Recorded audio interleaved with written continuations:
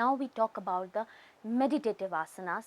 We have covered about the relaxation asanas, in which you can do easily relaxation anytime, anywhere. Now come the meditation. Why we talk about the meditation asanas? To attain the spirituality, attain the higher consciousness experiences, attain the different level of experiences moving from outside to inside.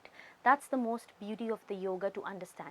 The meditation asanas, why we're doing the different asanas? To sit for a longer period of time and do the meditation. So basic meditation asanas, in which we need to sit for a longer period of time, mainly 3 hours of meditation is very important. In Dhyana Yoga, it is mentioned that if the morning 3 hours, when you get up 3 hours in the morning and before sleeping the 3 hours, means when you were sleeping for 6 hours, the 3 hours before sleep and 3 hours after the sleep in Dhyanasana, in Bhagavad Gita it is mentioned that when you do meditation, you will attain siddhis, you will attain the inclination and move towards the union of Brahma and observe the Brahma. That is the level of meditation which has to be. So Dhyana Yoga, you have to do the meditation. And how to do meditation? There are different techniques of doing meditation or poses. The first, the basic pose which I am sitting is a Sukhasana, which is the most comfortable. Sukh asana, which gives you sukh, that is the asana. How to do in Sukhasana? Just close. Your legs are this. Before, important is, whenever you are sitting for a meditation, do some practices of your ankle joints, your knee, your thigh muscle or your pelvic region. For example, I'll give you a little faster so that we cover better things. First of all, you do the Gulf path, so that you can sit for a longer period of time, because if you start paining, your muscles are not mobilized, your blood circulation will not increase, then you start hurting and then your meditation will break. This movement, clockwise or anti-clockwise, you can do 10 times. Knee mein, that is the Janu, you have to move up and down or make a rotation clockwise and anti-clockwise from the both legs. This is the one thing.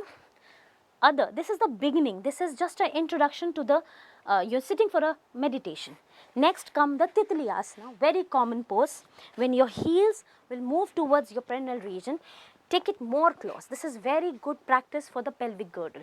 You flapping it so that your legs will be not numb, your nervous system will be channelized, your muscle blood circulation will be channelized. So 3 practices before starting any meditative pose.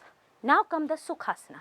How? You has to fold one leg on the floor, try to make it near, and the other one here, like a simple crossing legs. No, this is normal pose. Like we say in Hindi it is called chokdi or alti palti, or simply sitting in Sukhasana. Sitting like this and trying to focus. This is the chin. Okay, this is the chin, Agya Mudra, and you just Jnana Mudra, sorry, this is the Jnana Mudra, and sitting in comfortably, crossing it inside, and one leg is inside and the other in the front of it, and you are sitting like this and putting into this is the Agya Mudra, that is the Jnana Mudra, sorry, this is the Jnana Mudra, and sitting in this, your spine has to be straight. The most important thing in meditation, your spine can't be hunched, it has to be straight, but not that straight that it start hurting. It should be comfortably straight, your neck has to be comfortably straight. If you can't sit for a long, you can take a little bit support, those who can't sit more, but when you do it, your spine has to be straight, your shoulders has to be relaxed, your body has to be relaxed, and then do the meditation. Just one leg inside, the other leg other side, and now normal Sukhasana, whatever the comfortable pose you can see, this is a Sukhasana you can do, and then you can do the meditation, any chantings, any mantra jap, and just see the blackness and focus here in Agya Chakra and see, and you have to get rid of this wheel of ignorance by practicing. This blackness in the wheel of ignorance has to be removed. This is the Sukhasana. Next come the Ardha Padmasana. In Ardha Padmasana, Ardha means half, Padma Asana, in which when your legs are straight, one heel inside, okay, near to the perineal region, and then the other foot has to be on the thigh, upper side. Okay, Ardh, I am taking it up on the other side. This is how the heel has to be in and taking on the thigh, my left foot on the thigh region up, and your knees has to be near touching towards this. Your spine automatically goes straight. This is the Ardh Padmasana, simpler pose. Those who can't do Padmasana, because Padmasana is a little complex pose, it needs practice, it needs less fat on the thighs, it needs more mobility into your joints, then only you can do Padmasana. If in Ardh Padmasana, if you're having a pain in the knees, don't do it, sit in Sukhasana. You can easily be comfortable on a chair, on a Sukhasana, you can do it, no problem. Important is to have awareness better, not on like if you are having a pain, you can't focus on anything. Okay, if you're hurting your body, how can you sit for a longer time? So this is the most important thing. This is the Ardh Padmasana. And next practice, in which, why the Padmasana? Padam Asana, the lotus pose, you lock it. Okay, you lock that. Why you lock it? It is written that if you lock the Padmasana, in Padmasana, people have a spiritual English and they can fly. It has been in the yogis and those in the past who practice it, in the yogis and Siddhi people. So when you fly up, your legs will not open up. This is the techniques on the spiritual aspect. And the awareness, whenever you are doing an awareness, the awareness is on the Agya Chakra and practices your awareness. This comes after the dharana and a dhyana. Dharana, you have learned the focus. When the dhyana will come, what is the dhyana?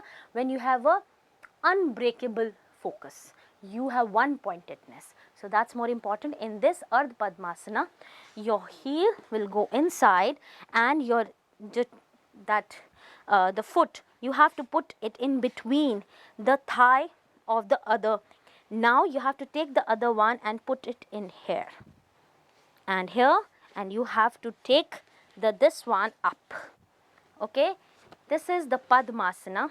You crossing it, I have taken it inside and put it in between, and my right foot is up and you have made the Padmasana. You have to sit it and your knees will touch here, your spine goes straight. If it is difficult for you, don't do it, no problem at all, because and open it like smoothly, don't push it, because if you hurt your knees, it will get start problem and it is not beneficial you if you're having a arthritis of knees, osteoarthritis, rheumatoid arthritis, any injury, any ligament injury, don't do it. These are the contraindicated things and of the Padmasana. So these are the three main meditative asanas. I'm again sitting in a Sukhasana, and you can do a Siddhasana or a Siddha Yoni asana. In Siddhasana, it is a difficult, I just tell about the technique of it, because it is being done by the lot of Siddhi people and the yogi and good practitioners.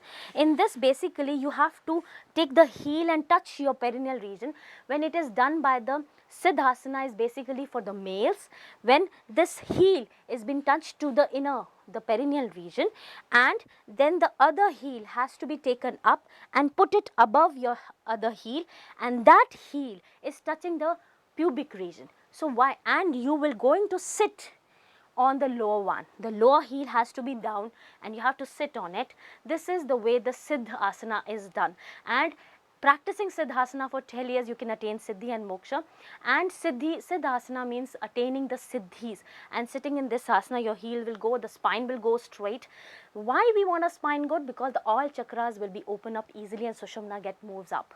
And Siddha Yoni asana is done by the female like me, because in this you are touching the pubic region and the perineal region. It has a very good benefit on the psychic thoughts, because when you touch the perineum region, your Swadhisthana chakra and Moola chakra, your buns, you're locking the thought processes of reproductive region and you're controlling your thoughts.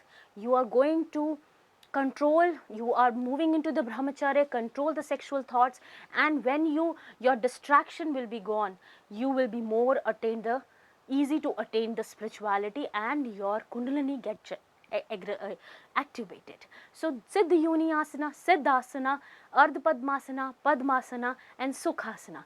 These are the asanas which I have mentioned you, and some relaxation asana, mainly 3, which is very good: Shavasana, Makarasana, Matsya Krida Asana. I hope you will understood, and I have done make you understand what I am trying to understand. So because yoga is the journey, I sum up my lecture by this, and it's very nice experience with you all.